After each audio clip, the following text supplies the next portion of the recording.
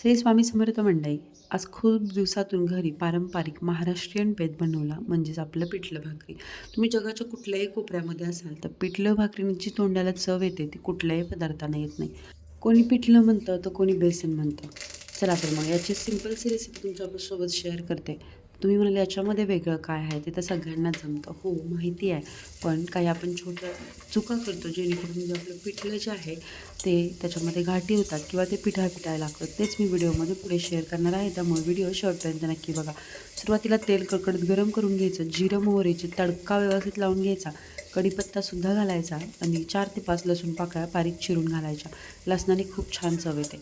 त्यानंतर एक बारीक चिरलेला कांदा घालून व्यवस्थित सगळं आपल्याला परतून घ्यायचं आणि त्यानंतर हिरवी मिरची चिरून तेलामध्ये परतून घ्यायची. थोडीशी पाव चमचा हळद घालायची आणि गरजेनुसार पाणी याच्यामध्ये तुम्ही घालून घ्यायचं. चवीनुसार मीठ घालायचं आणि या पाण्याला एक उकळी येऊन द्यायची.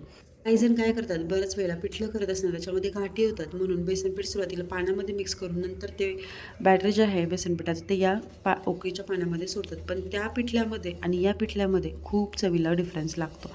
तर पाण्याला उकळी आल्यानंतर एका हाताने आपला जो कलनाची पळी असते त्यांनी गोल फिरवायचा आणि एका हाताने आपण हे पीठ सोडत जायचं आहे.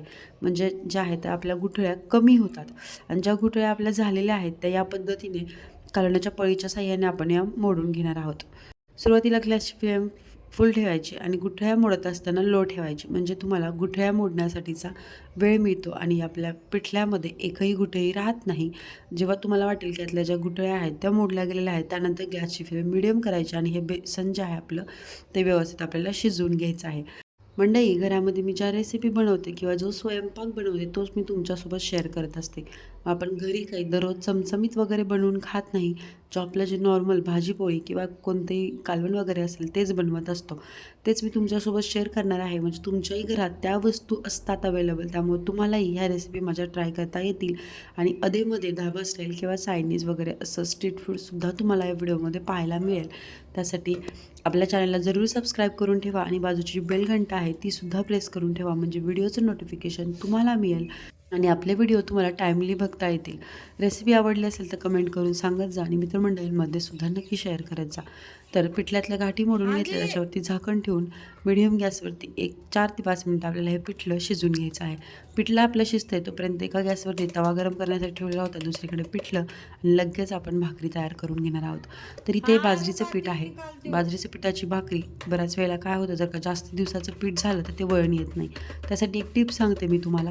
गव्हाचं पीठ असतं तर एका वाटीसाठी 1 चमचा या पद्धतीने तुम्ही गव्हाचं पीठ याच्यामध्ये मिक्स करायचं, म्हणजे पीठ जे आहे ते वळणी येतं आणि याचा कडवटपणासुद्धा लागत नाही.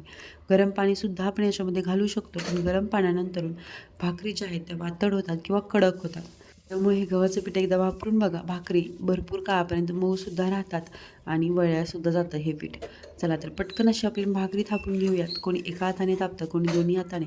पण सध्या किचन कट्टा आलेला आहे, खाली बसून काही भाकरी कोणी करत नाही, त्यामुळे एका हाताने अशा भाकरी थापाव्या लागतात. बघू शकता किती मस्तपैकी ही आपली पातळशी भाकरी बनवून तयार झालेली आहे.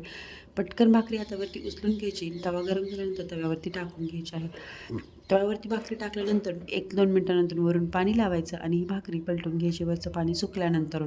वरचं पाणी जर का सुकलं नाही आणि तुम्ही भाकरी पलटी केली तर भाकरी जी आहे ती खालच्या बाजूने भाजल्यानंतर त्याला असा चिरा गेल्यासारख्या दिसतात आणि ती व्यवस्थित भाजल्यासुद्धा जात नाही.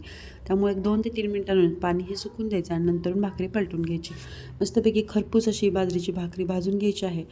गरमागरम पिठलं त्यासोबत बाजरीची भाकरी, पापड, लोणचं, चटणी, आहा काय कॉम्बिनेशन आहे.